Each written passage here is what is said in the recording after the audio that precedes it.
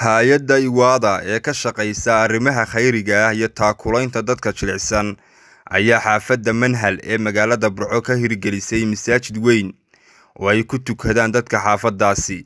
Masaajidkan oo ahaa mid maanta laga oogay salaadii Jimcaha ayaa ka mid noqon doona mashaariicda ballaaran ee ay fuliso hay'adda Iwaada, sidoo kalena qayb ka noqon doona hawlaha samafalka ee ay hay'addaasi fuliso bisha barakeysan ee Rabadaanta.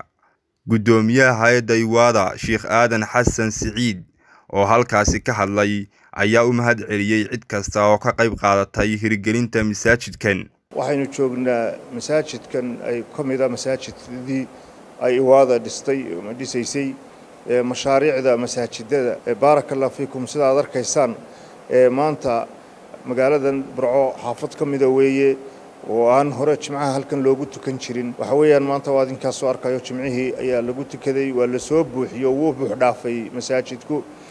baahida caynkaas oo kale ayaa loo qabaa in masaajidada la dhiso ama jimcayaasha lagu oogo oo ummad wal oo meel deganiba waxay xaq u leedahay inay magaranaysaa ay meel ay hesho ay ku cibaadeysato iyo ay Jimcaha isugu timaado. alxamdulillah hadda Rabadaan baa fooday nagu soo haysa.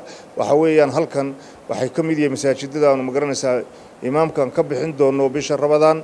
halkan baa lagu tukan doonaa oo rag iyo dumarba qaybta damana dumarka ayaa ku tukanaya, qaybtan horena rag ayaa ku tukan doona haddii uu Ilaahay u ka dhigo.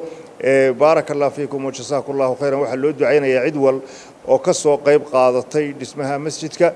waxaan Ilaahay uga baryaynaa subxaanahu wa ta'ala in Ilaahay miisaanka xasanaadka uu ugu kordhiyo, inuu Ilaahay uu guri jannada uga dhiso. oo waxa la yiraahdo qofka bayd Ilaahay dhulka wax ku darsada ee dhisa Ilaahay baa guriga jannada uga dhisay, inuu intii ku wax darsatayba inuu Ilaahay guriga jannada uga dhiso ayaanu Ilaahay uga baryaynaa subxaanahu wa ta'ala. waxa kale aan idin sheegaynaa masaajidadu may dhamaanay way socdaan. iminka dhowr masjid oo kale ayaa wali dhismahoodu u socdaa oo gacanta lagu hayaa. marka sidaas aanu maalinta ka dambaysa mid loo furayaa. marka hal laga soo qayb galo Rabadaan fooda ay nagu soo haysaa bishan Rabadaan. masaajidda fara badan baynu u baahanahay inaynu dhisno oo sidaas oo kale dhul ay baahi ka jirto oo aan magaranaysaa meel lagu cibaadeysto meel magaranaysaa wax lagu barto midna aanay ka jirin. masaajidkani waa madrasad, waxba lagu baranayaa diinta Ilaahay baa lagu baranayaa, waa laga aflaxayaa. barakallahu fiikum wa jazaakallahu khayran. laga soo qayb qaato waynu dhisi karnaa oo intaas oo masaajid ayaynu dhisi karnaa. iminka ilaa 30 masjid bay maraysaa ay ku dhowdhowdaa intii ay Iwaada ay masaajidadii ay dhistay. alxamdulillah waxa weeyaan waynu sii badinaynaa oo masaajido waynu dhisi karaynaa laga soo qayb qaato.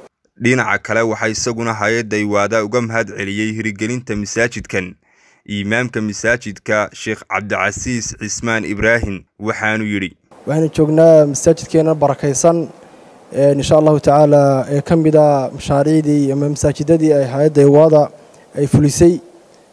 alxamdulillah rabbil alamin. masaajidkani waxaynu ku tukanaynaa waa Jimcihii saddexaad ee khudbada aynu ka galowayaan.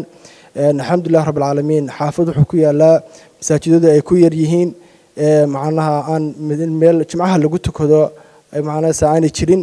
marka alxamdulillah rabbil alamin Sheikh Aadan oo hay'adda Iwaada iyo cid kasta oo waxa weeyaan ka qayb qaadatay oo masaajidka waxa weeyaan ku soo darsatay iyo kuwa kale waxa weeyaan ay gacanta ku hayso hay'adda Iwaada ay dhisayso. aad iyo aad baan uga mahad celinaynaa. Cabdirashiid Timir, Home Cable TV, Burco.